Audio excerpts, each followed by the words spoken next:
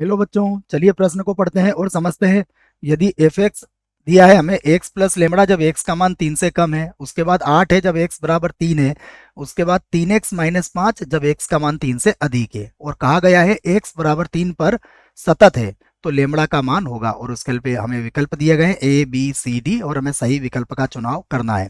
प्रश्न को हल करने से पहले प्रश्न के लिए मुख्य अवधारणा लिख लेते हैं, जिसकी सहायता से हम इस प्रश्न को हल करेंगे। तो अवधारणा मुख्य अवधारणा में बच्चों थोड़ा सा ठीक लिख लेते हैं इसको।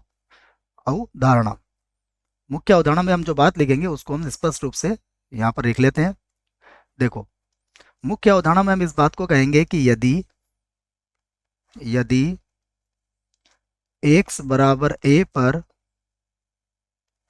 कोई फलन एफ एक्स है, संतत है तब तब x बराबर a पर फलन की दाईं सीमा, जिसको हम लिखते हैं लिमिट h का मान 0 की ओर अग्रसर, और f of a plus h, इसे कहते हैं दाईं सीमा। यह बराबर होगी इसकी बाईं सीमा के, अर्थात लिमिट h का मान 0 की ओर अग्रसर a माइनस h, और ये दोनों ही किसके बराबर होंगे? x बराबर a पर फलन के मान के। तो यह हमारी मुख्य अवधारणा है इस प्रश्न के लिए। अब चलिए, प्रश्न में क्या कहा गया है कि x बराबर 3 पर सतत है, तो इसी बात को हम कहेंगे कि यदि एफ एक्स बराबर 3 पर संतत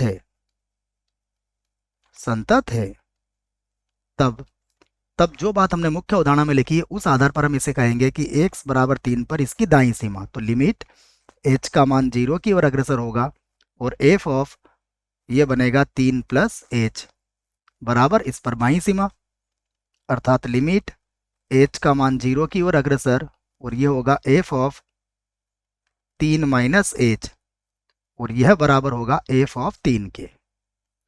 तो यह हमने लिख लिया है। अब हम ये तीनों बराबर है, इनमें से कोई दो को बराबर लेके हल कर सकते हैं। और कौन से दो बराबर लेंगे? देखो, सबसे पहले तो x बराबर 3 पर हमें फलन क्या दिया हुआ है? 8, अर्थात एक तो इसका प्रयोग कर लेंगे।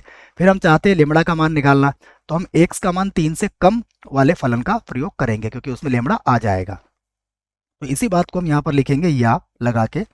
हम इसको ऐसा लिख सकते हैं, f ऑफ 3 बराबर होगा इसकी बाईं सीमा के, अर्थात लिमिट h का मान 0 की ओर अग्रसर, और f ऑफ ये बनेगा 3 माइनस h।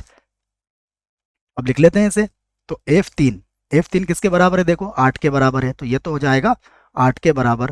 तो इसको तो हमने लिख दिया 8 बराबर लिमिट, अब h का मान 0 की ओर अग्रसर है, 3 माइनस h के लिए हम जो फलन में प्रयोग में लाएंगे वो होगा x प्लस लेमड़ा, अर्थात x के स्थान पर लिखेंगे 3 माइनस h और प्लस लिख देंगे यहाँ पर लेमड़ा।